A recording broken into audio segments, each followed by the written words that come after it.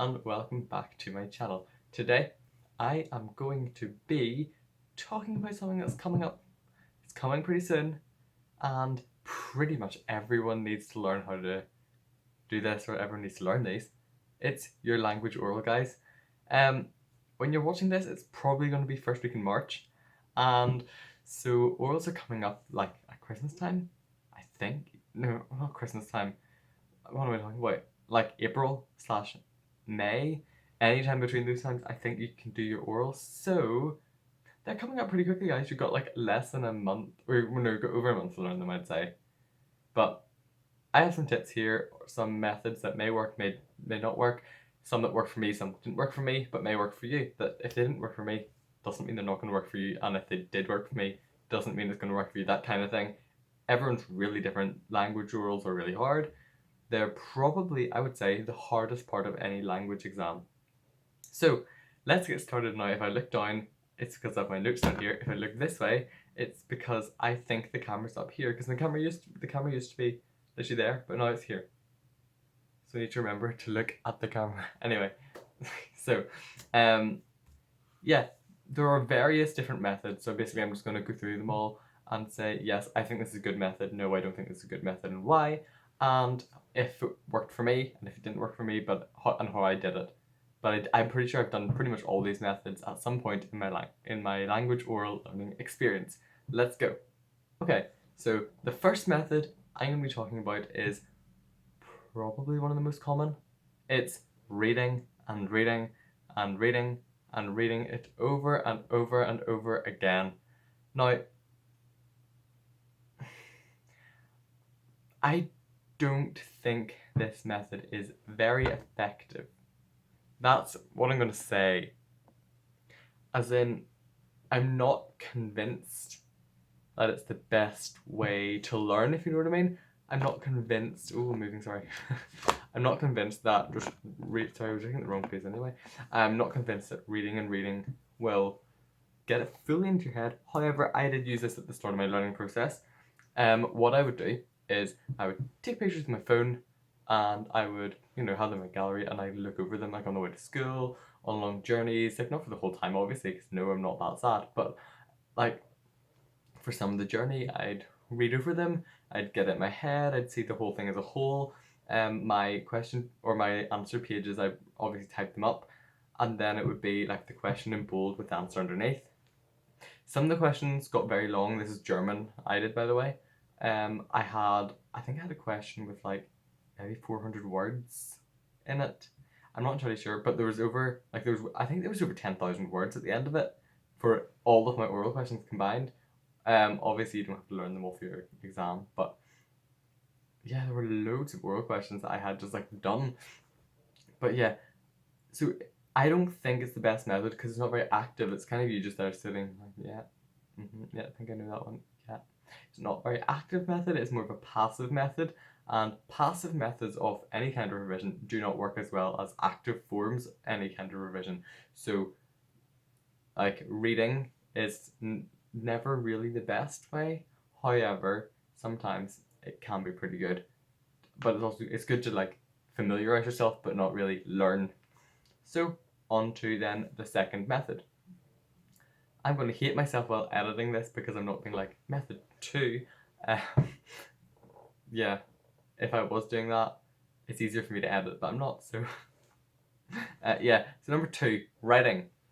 Me and my trusty pen, and I also had in that bookshelf, like it's probably, I think it's like right there actually, it was my German scribble book.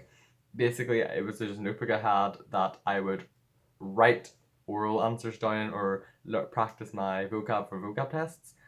So this is my method. I would take a question and I would break it up into maybe 1 or 2 line sections that kind of flowed into each other, and then I would write it down, like looking at it, and then I would turn the page over, write it again.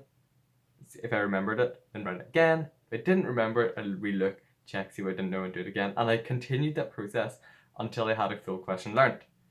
Now, this took ages, and I mean this took ages to learn, and it does take a while, but you do get it into your head actually reasonably quickly. reasonably. It depends how well you remember stuff when writing it down. But what I would do is I'd write it down, look, write it down, look, write it down, look, and see if how many times I was getting it right, and then if I could write it down, then I'd learn the next sentence, then I'd join the two together, and learn the two together, and then add the next two, add them all together, and eventually you got the entire question learned.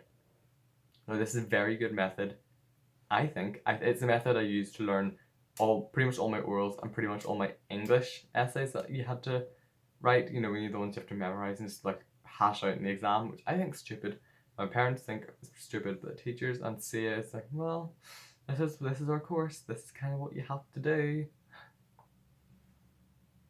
Don't agree, but I mean, can't win everything. So yeah, that was the way I learned all of those as well. But this, I would say, is probably one of the best methods because it helps you with your, not just your speaking exam, but also with your writing exam. Because obviously in your writing exam, it's literally going to probably be 5 oral questions that you have to write out. But it doesn't look like that. It could be worded slightly differently. But your writing exam, the essay at the back is usually 5 the oral questions that you will have learned at some point. So if you get good at writing them and writing them accurately and writing them with correct spelling, correct accents, correct capitalization, correct grammar, correct punctuation, you'll say them better because you know how to write them and you know how it looks and how it sounds. But you'll also write them better for the actual exam, which I think is great. So now we move on to slightly weird ones that I have used at some point. So we have method number 3, I will do this actually because it makes more sense visually as well. Record yourself. So I would sit there, you know, with my phone. This is not my phone. This is my calculator, but I would sit there with my oral right in front of me going, see if I can remember my oral answers. I know there's one I do remember, but that's for the next one. So here's me with my phone. I'll be saying, ja, ich habe 2 Geschwister. Mein Bruder, heißt Luis und 16 Jahre alt sind. Und meine Schwester heißt Emilia und sie ist 10 Jahre alt. Blah blah blah blah blah. You just like record it nice and slowly into your. You didn't even see the phone. That was really stupid. Classic me. Anyway, yeah. So I would record it in my phone and then I'd literally get the earphones, you know, put them in, and I would just kind of, you know, sit there listening to the questions. I'd like obviously say the question, then I'd say my entire answer. I'd sit there listening to them, and like kind of with music, the way the words will eventually get into your head, the answers eventually got into my head. So if I was walking around the piano, like in the summer, or well, March, April time, I would be listening to me saying my oral questions. I hated the sound of my own voice, but I feel like that also helped me get it into my head. So now on to probably the weirdest method and the least used method out there, making a song. I have a piano at home. A lot of people have some kind of keyboard, however you can like find keyboards on the internet, you can just like click. I would make a song, like, or even you can put your oral to a song that you already know, like the same tune. I actually made up my own song for like, one answer, which was particularly annoying. It was, do you watch a lot of TV? And guess what? It came up in my exam, so I was glad I made one. But I can remember the whole thing because I think about the song in my head. I think about the rhythms I put in my head. I mean, it's really not easy to do, but if you do, it's quite easy to remember this. It's quite easy to remember the oral answer question thing because of how difficult it is to do. So I won't sing it, but it's the do you watch TV? And I say, nein, ich sehe nicht oft fern. Höchstens 1 oder 2 Stunden pro Woche. Es gibt zu viele Sportsendungen und Quatsch und ich habe keine Lust, fern zu sehen. Früher habe ich öfter fern gesehen, aber jetzt ich habe keine Zeit dazu, weil ich so viele Hausaufgaben habe. Jetzt, ich sehe nur Food und Rapt. Es ist eine Essenssendung und ich finde es sehr interessant und lustig. And then, like, there was some more, I think, like, ich sehe, I can't even remember, but like, that was pretty much all the question that there was. And I was able to, like, recite that. Oh yeah, it's like, Oh yeah, they have to do like past, present, future. Gestern habe ich keine Film gesehen, sondern habe ich ein Buch gelesen, weil es keine gute Sendungen für mich gab. So I remember that, and I'm recording this February, but I haven't looked at my German oral answers since I did the writing exam, and the writing exam was back in June. So July, August, September, October, November, December, January. So that's 7 months.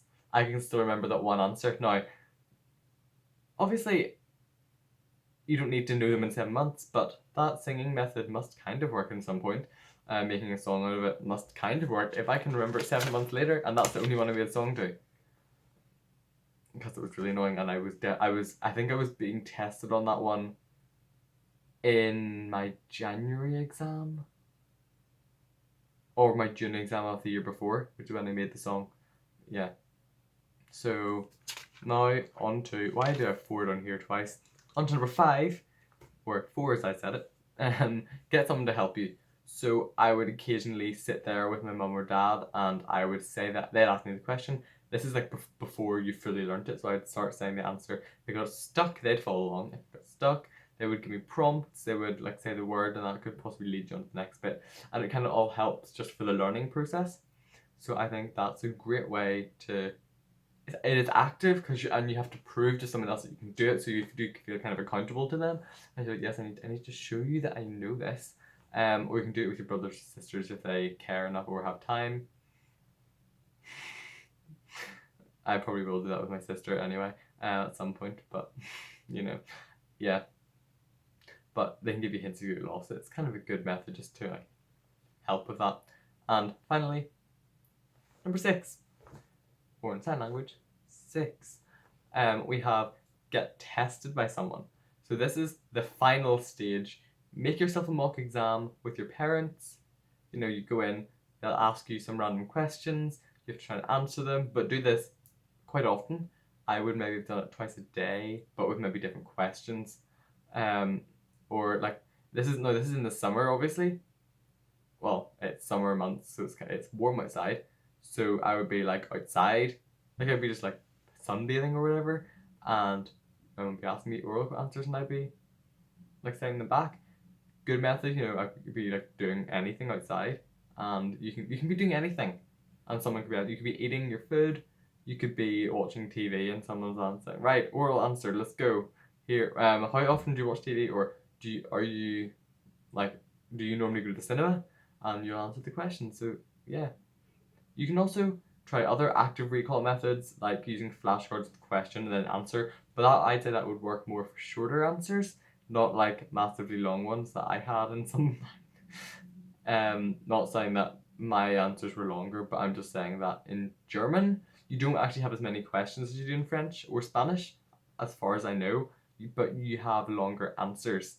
So it all balances out like with the amount of answers you have to know. But just French and Spanish is slightly more broken up, and German's more like, tell me about your family. And you have to say, like, how much you like your family, or who's in your family, what age they are, what they look like, how much you like your family, and then there's a question like, do you get on with your family? And you name various kinds of arguments you can have. Yeah. So if you're doing French and the questions are short, go ahead, try that, and you know, put down those short answers. So I hope you have enjoyed this video. If you did, hit that thumbs up button, and you can hit the subscribe button by hitting the watermark there, which is next to my rubbish. I have complete random stuff here, like 2 balloons from the Fairy Eau de Cologne store in Germany. Classic. I mean, don't we all have 2 random balloons on our desk? What else do I have? Like highlighter. I have a flask here. Bit of a mess. I'll get that tied up at some point. But thanks for watching, and I'll see you all next time. Bye.